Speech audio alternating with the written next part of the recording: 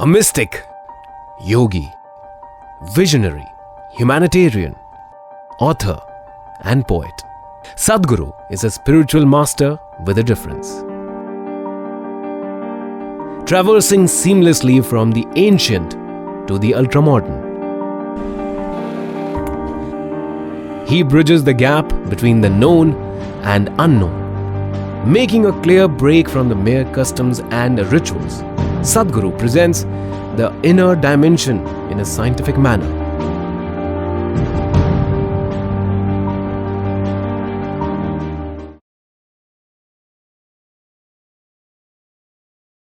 The word samsara does not mean family. It just means cyclical.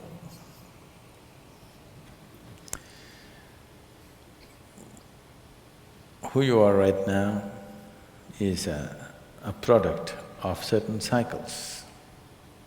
There are many ways to look at this.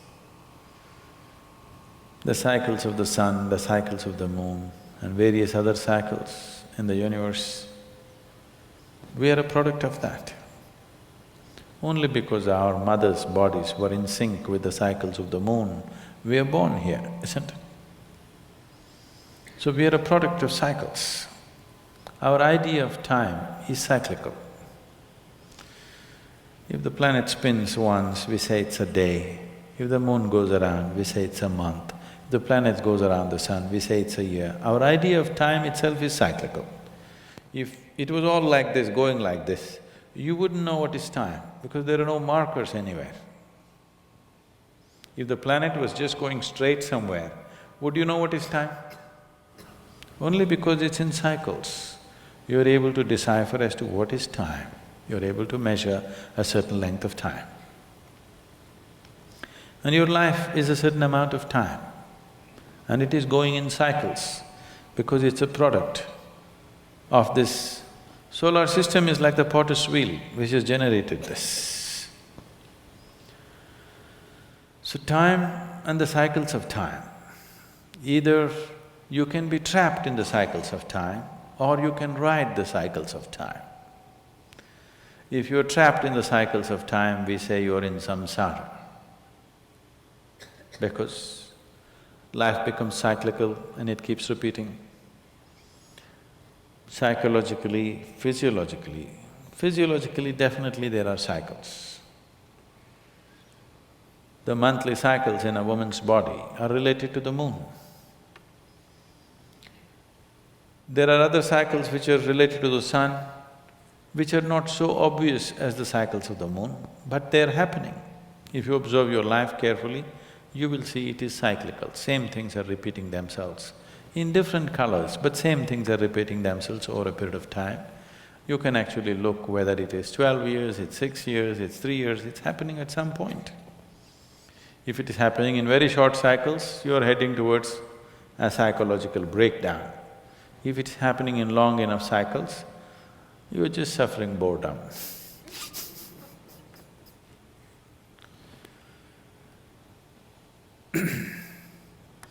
So if you're trapped in these cycles, we call it samsara. If you ride the cycles towards your liberation, then we say this is sanyas. Sanyas need not necessarily mean not having a family. Samsara need not necessarily mean that you have a family. You can be a sannyasi and still be in a samsara of your own. You need not be married by yourself, you could be wrangled up by yourself. If you get married, extra help you get.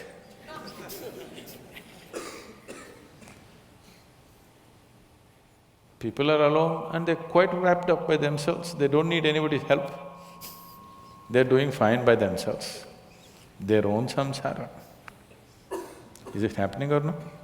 Single people are in their own samsara or no? They're into their own chakkar going on. When you get married, at least you can blame it on somebody, it's because of her, I'm like this, or because of him, I'm like this.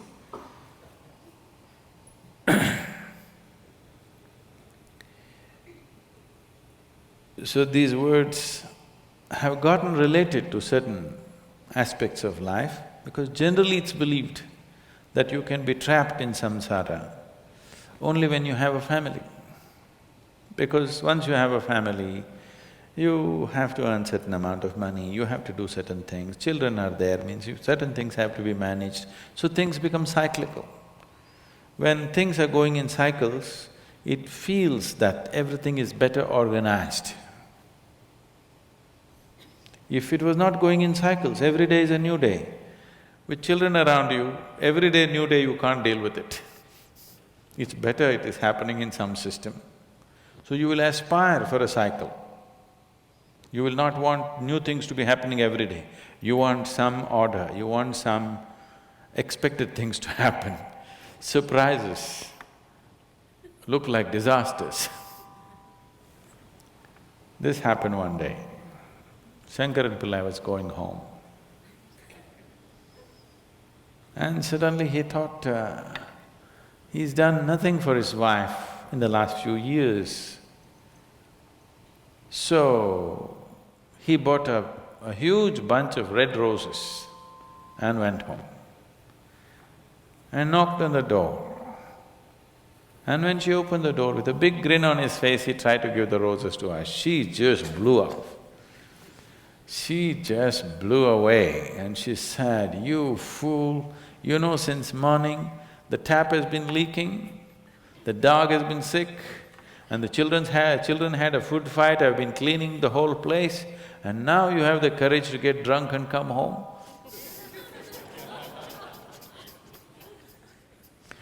So surprises can be disasters because you aspire for order more than excitement. Once the number of balls that you're juggling are too many, you aspire for order, you don't care for excitement anymore. Yes or no? If you had 5 children at home instead of 1 or 2, then you would aspire for everything to happen like clockwork. You don't want one extra thing to happen. You don't want anything new to happen in your house. So this is samsara. You want to go in cycles, you're aspiring to be in cycles because cyclical, at least there is a comfort, you know what's coming next. So once you go in cycles, cycle means a circle.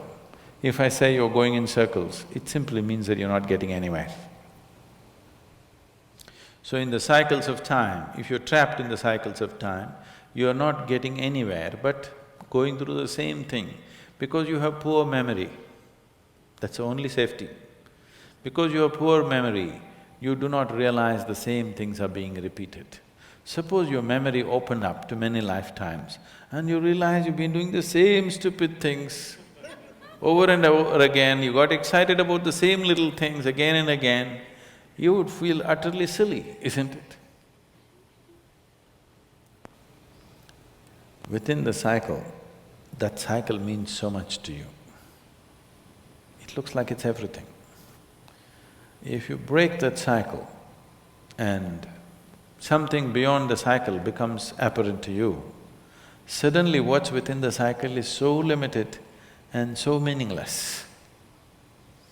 The relationships, the activity, the thoughts, the emotions, everything that you held as everything in your life, suddenly, poof.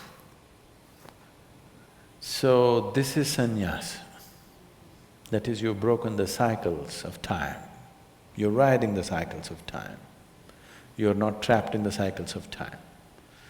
So can I do this within the family? You can, but nobody need to know. If they know, they won't be able to live with you unless they're also like that. People are looking for some bondage. People don't come together seeking freedom, they're coming together seeking bondage, isn't it? If they know that you're not bound by anything, it'll be dangerous to live with a person like that. So, once you've broken the cycles of time, consciously you can be part of it when you want to be. But when you're not, you're not. So being a sannyasi inside a family situation, it is not that it's not possible. This is not being uncaring, this is not being unconcerned. This is just being free from a certain situation. There are many people who live in the family and they don't care a damn. That's different That is because they're in their own samsara, they're not involved with other samsara. They're in a smaller cycle of their own Being absolutely involved and not being entangled, that is the way to freedom, that is the way to liberation. If you're not involved, you may be just uncaring, you will be in your own small chakkar of your own. You will see people who seem to be not involved in anything around them. Little things about themselves are very important for them. If you disturb that, they'll go crazy. Yes? Have you seen this? They don't care if whatever the family, but their coffee must be right. Coffee doesn't come, they'll go crazy. So they'll have smaller cycles So being a sannyasi within a family situation, it is not that it's not possible, it's a bigger challenge. If you're a sannyasi by yourself, nobody around you, it's a lesser challenge because you don't have to carry anything with you.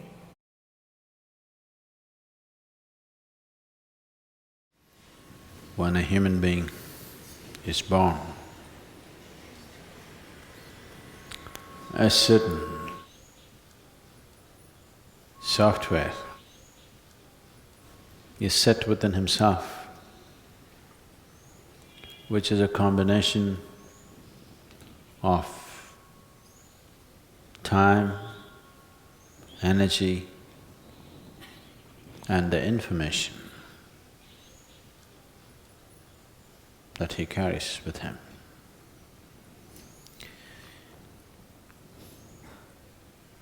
These three together will determine various aspects of life. These three together will even determine how long a human being lives and how he lives. So if this is so, is this all predetermined?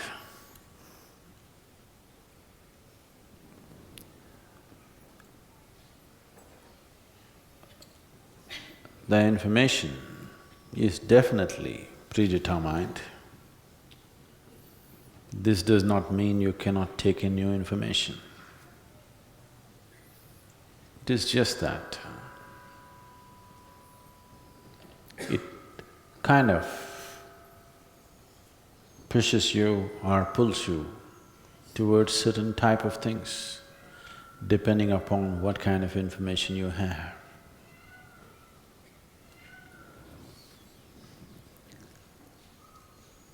But this does not stop you from taking in fresh information today, this moment. Energy is allotted for different aspects of life. This information that we were talking about, the whole heap of information, is referred to as sanchita or sanchita karma.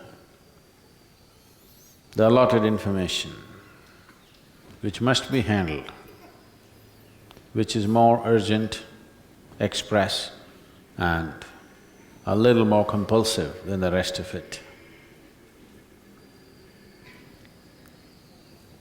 This information that you have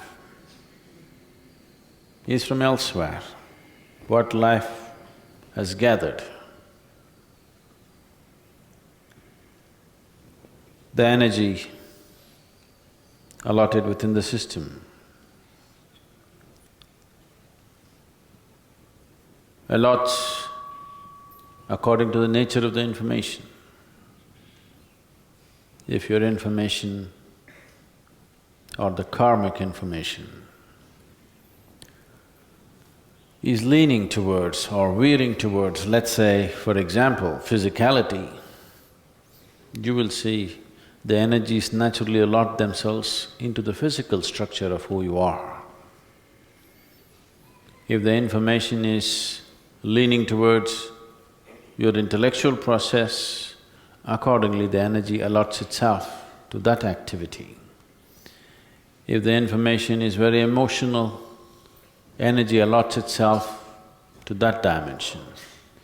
If it is inclining towards a spiritual dimension, then energy allots itself in that direction. This allotment is happening by natural tendencies, but this does not mean one cannot reallocate. One can reallocate, but if you simply go by your tendencies, yes, life is predetermined. If you are 100% a slave of your tendencies, life is predetermined. Very easily we can predict what will happen. Reallocation of energy, how we manage our energies, in which direction we focus on energies. Do we enhance it or do we deplete it? These things are very much in our hands. But the third dimension, which is an important composite of one's life, is the time. Time ticking away all the time. You can't slow it down, you can't hasten it. You can conserve your energy, you can throw your energy around, you can develop it, you can make it phenomenally big or insipid, but time going away. So this time has its own intelligence and it flows according to certain parameters of karmic information and the energy allotment that's available in one's system. So can't we do anything about it? We can, but that is a much more elusive dimension of life than the other two. The other two are much easier to manage and manifest in one's life. Generating energy and using it the way you want. Not allowing your tendencies to determine the nature of your thought and emotion and activity is much, much easier than taking charge of time. Even the Adiyogi took charge of time only when he was in certain states. When he was in such states, we refer to him as Kala Bhairava, that he took charge of time. Time determines the nature or the duration of one's life and death. Both life and death are within the ambit of time. So time, one who has mastery over time has mastery over life and death. One who has mastery over his energies has absolute mastery over his life, but not over his death.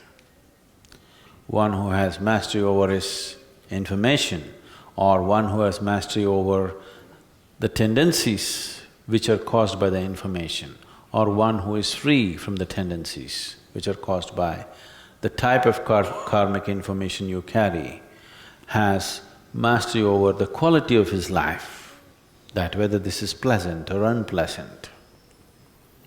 One who has mastery over his energies will determine the nature of his activity and how he lives.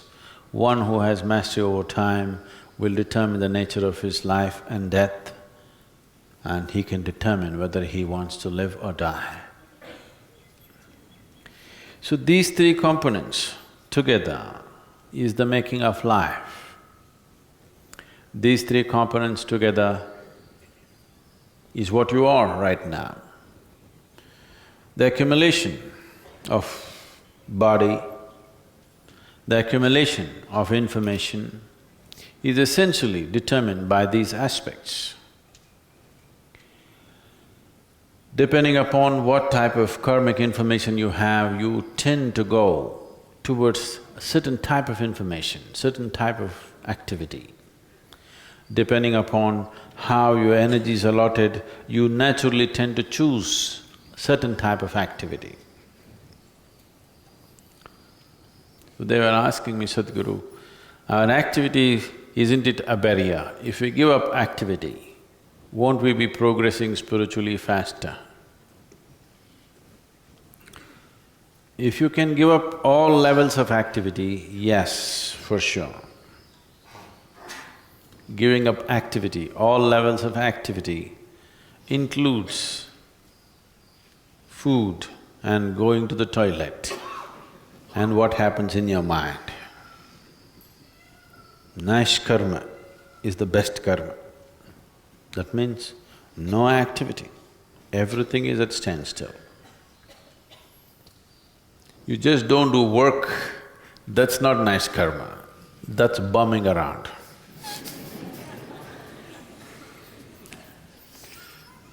That's a bad karma. If you can simply close your eyes and sit here for days on end,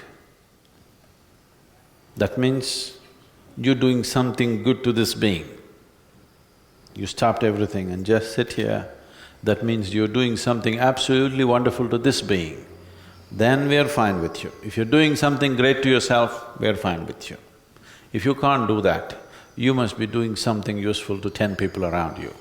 If you can't do that also, then you must just learn to listen to what other people say. Either you must be useful to yourself or to a few people around you. If you can't do both, what's the point of living, I'm asking? So you cannot do absolutely this and absolutely that, so little bit of closing the eyes, little bit of activity. Not little Sadhguru whole day, that's what I call as little.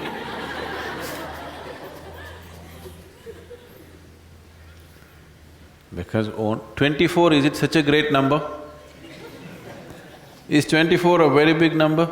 Even this little child knows what is 24? Yes, see. Even this little baby knows what is 24, all 24 hours. Either it must be invested in sadhana or in work. What about my sleep? That should also become sadhana and that should also become a tool for work.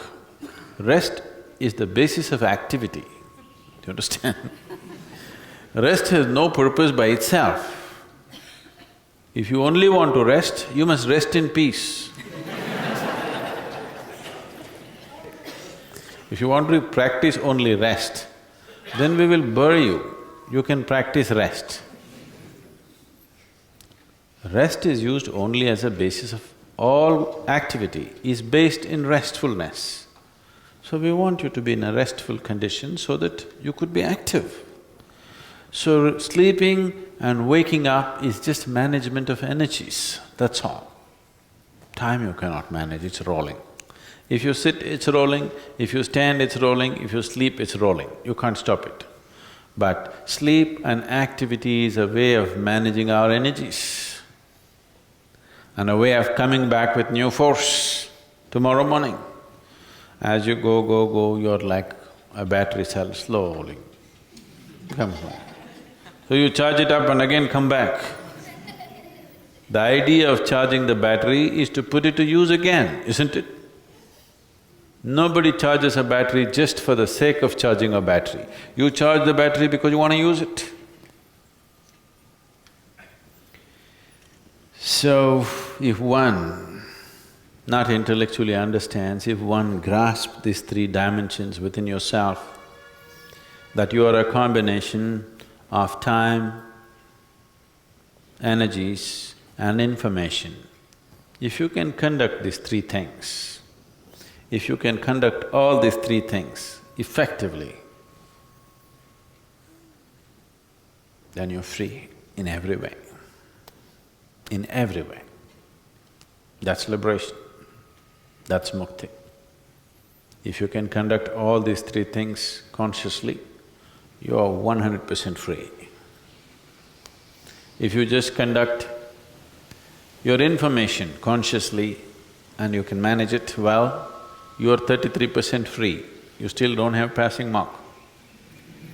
If you manage your energies well and also information well, you're 66%, all right, you're doing okay. But if you manage all the three, then you're free.